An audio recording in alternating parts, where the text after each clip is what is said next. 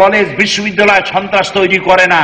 সন্ত্রাস যে সরকার ক্ষমতায় আসে, যারা এই বামের চিন্তায় যারা উজ্জীবিত হয়, তারাই সন্ত্রাসী বানায় নিজেদের ক্ষমতায় টিকে থাকার জন্য। তো আজকে তারা সমাজতন্ত্রের কর্মী বানাবে। সমাজতন্ত্রী আপনি করবেন কি? বঙ্গোপসাগরে যদি ভাটি লেগে যায়, সুরমায় কি জোয়ার আসবে? সুরমা জোয়ার আসবে? বঙ্গোপসাগরই তো ভাটি লাগছে। সমাজতন্ত্র তার নিজের জন্মস্থানে গলায় দড়ি দিয়ে আত্মহত্যা করেছে, এর পাত্তাও নাই। আজকে যারা এখানে বলেছেন, আমার সম্মানিত বক্তারা এখানে বলেছেন, যারা জিন্দিগিতে পার্লামেন্টে ভেতরে যাওয়ার চিন্তাও করে না, তারা মন্ত্রী হয়েছে। আপনারা ভোটে পাশ করেন নাই, ডিজিটালে পাশ করছেন। আর পরীক্ষায় নকল করে যারা পরীক্ষায় পাশ করে, চোর চোর ভাব থাকে মনের মধ্যে। আপনাদের বিজয় কি ধরনের বিজয় সেটা আপনারাই ভালো করে নিশ্চয়ই বুঝতে পারেন। এরপরে আপনারা ধর্ম নিরপেক্ষ মতবাদের কর্মী বানাবেন। ধর্ম নিরপেক্ষ কেমনে হয় আমি আর কত বুঝাবো?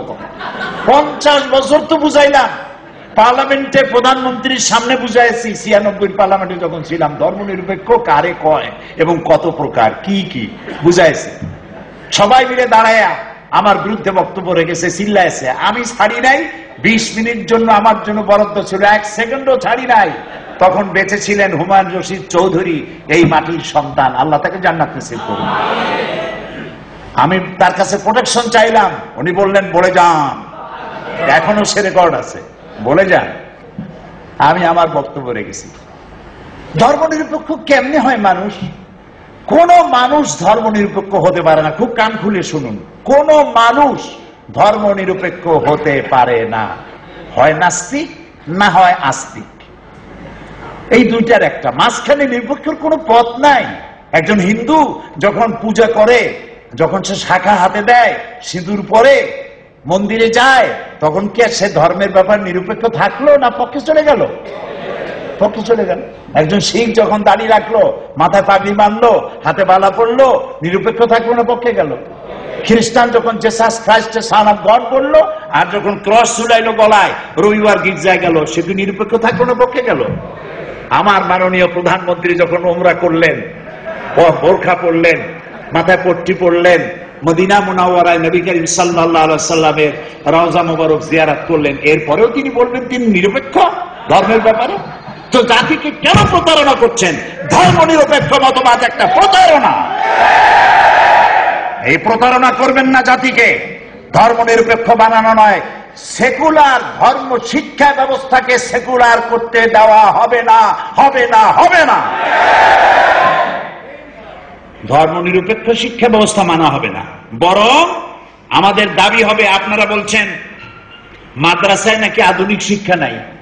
আপনি ভর্তি হন, আপনার শিক্ষামন্ত্রীর মাদ্রাসায় ভর্তি করে দেন, আপনার আইনমন্ত্রীকে কওমি মাদ্রাসায় ভর্তি করে দেন।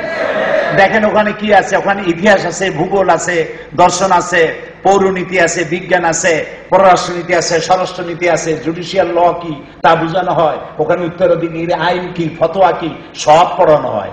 আরো যদি আপনারা কিছু দিতে চান আধুনিক, আমরা নেব। আমরা উদার, আমরা বঙ্গোপসাগরের মতো উদার। কি কি দিতে চান কল্যাণের জন্য নেব।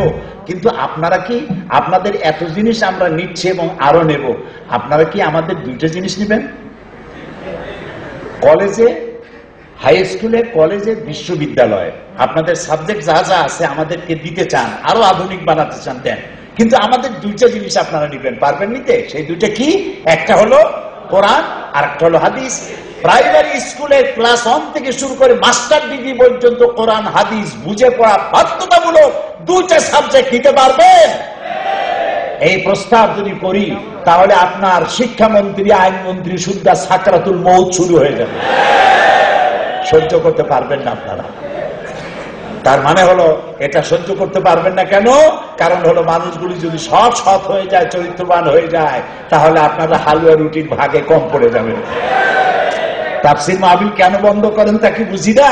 তাফসীর মাহফিল বন্ধ করেছেন কি কারণে? তাফসীর মাহফিলে বুড়া মানুষ আসে না। শুধু বুড়া মানুষ যদি আসে 5%, তো ওভার 95% আসে তরুণ যুবক এসে ভরে যায় মাহফিলে। বাংলাদেশের এমন কোন মাঠ নাই যে মাঠে জায়গা দিতে পারে এত মানুষ হয়। ওরা বলে যে কোরআনের নামে অপব্যাখ্যা হয়। আচ্ছা, অপব্যাখ্যা কে বলতে পারে? যে ব্যাখ্যা জানে সেই তো বলবে অপব্যাখ্যা। তুমি কি ব্যাখ্যা জানো? কোরআন বানান করে কেমনে তা জানো? তারপরে বলে ওখানে রাজনীতি করা হয়, তাফসীরের নামে রাজনীতি করা হয়। আচ্ছা, তাফসীরের নামে যদি রাজনীতি হয়, তাহলে গত প্রায় এক অর্ধ শতাব্দীর কাছাকাছি সময় আমি তাফসীর করেছি, আলহামদুলিল্লাহ। অন্যরা করেছেন।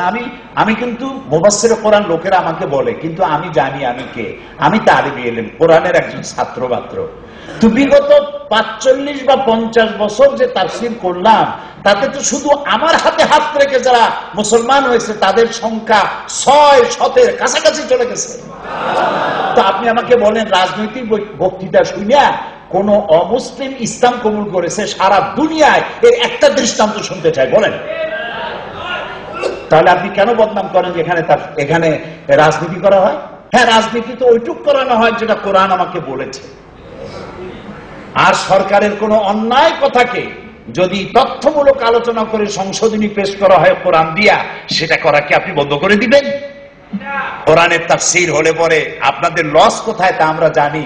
ওই যে যুবকরা আসে, কলেজের ইউনিভার্সিটির ছাত্র ছাত্রী এসে ভরে যায়, এতে আপনাদের খুব লস। তার মানে ওনাদের চিন্তা হলো যে আমাদের পুকুরের জিয়ানো মাছগুলি সব ইসলামের পুকুরে চলে গেল। টাকা জাল দিয়া বেড়া দাও, বেড়া দিয়া প্যান্ডেল খোলো, বন্ধ করে দাও 144। আপনি 144 দিয়ে রাখছেন তাফসীরের মাহফিলে, জান্নাতের দরজায় 288 ঝুলে থাকবে। আল্লাহর কোরআনের সাথে বেয়াদবি করে কেউ টিকতে পারে নাই, আপনারাও পারবেন না।